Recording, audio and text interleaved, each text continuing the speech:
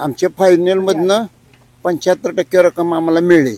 पहिले किती मिळाले ते ना? पहिली 25%, आता किती मिळाले? परत 50%, 75% मिळेल.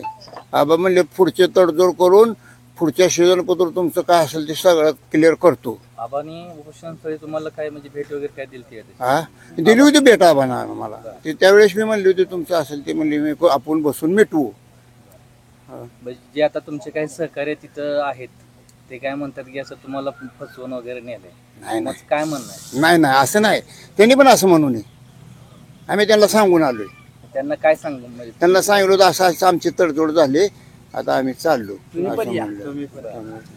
त्यांना काय मेसेज देताल की तुम्ही काय आता पैसे हातात येते आमचे. अरे तुम्ही या म्हणलं, त्याला चला म्हणलो तुम्ही आणि आपलं काय असेल ते बघू म्हणलं, मिटवून टाकू. तुम्ही समाधानी आहे ना? समाधानी आहे सगळे? हाय समाधानी आहे आम्ही. आणि आम्हाला किती मिळाले होते राहिलेले आणि आता किती? 25% मिळाले आणि आता 50% मिळाले. बरं, तुमची फसवणूक झाली वगैरे असे काय तुमचे सहकार्य म्हणतायत? काय नाही फसवणूक, काय नाही. त्यांनी शब्द दिलेलं ते आम्हाला पूर्ण केलेलं, फसवणूक नाही झाली. इथं यावं आणि त्यांचे पैसे घ्यावे, फसवणूक कुठेही झालेली नाही. त्यांनी शब्द दिला त्याप्रमाणे शब्द त्यांनी पाळलाय. आमदार साहेब असू द्या, भोसले साहेब असू द्या आणि पाटील असू द्या, यांनी समजेने शब्दाप्रमाणे आम्हाला वागलीत आणि त्याप्रमाणे वागणूक दिली. तर तुम्ही सुद्धा लवकरात लवकर येऊन तुमची रक्कम घेऊन जावी. उपोषण चालू आहे ते उपोषण त्यांनी सोडावं आणि लवकर कधी त्यांनी एनी टाइम कधी यावं आणि रक्कम त्यांची घेऊन जावी. तुमची फसवणूक वगैरे झाली असं ते म्हणतात? नाही, आमची फसवणूक काही झालेली नाही. त्यांनी शब्द दिला त्याप्रमाणे आमचं आज त्यांनी पेड केलंय आमचं. प्रवीण भोसले, अतुल भोसले यांचं आम्हाला चांगलं सहकार्य लागलं. त्यांनी तडजोड करून मिटवलं.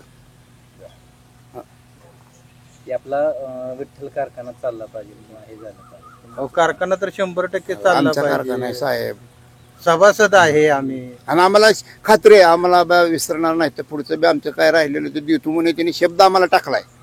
15 दिवसात मी तुमच्यापाशी येतो, बोलतो, बसू, आपण कसं मिटवायचं ते मिटवू. आम्ही ह्याच्यावर समाधानी आहे.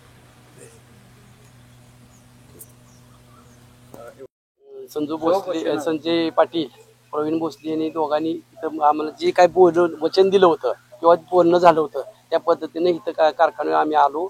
आम्हाला त्यांनी जे काही चेअरमन साहेबांनी शब्द दिला होता तो आज खरा ठरलेला आहे. आम्हाला आमचे पैसे मिळाले 50%, काही सुद्धा शंका नाही. आणि बाकीच्या लोकांना सुद्धा आम्ही ह्या माध्यमातून सांगतो की बाबा इथं काय फसवणूक वगैरे म्हणते ती तर तशी काही झालेली नाही आणि होणार नाही.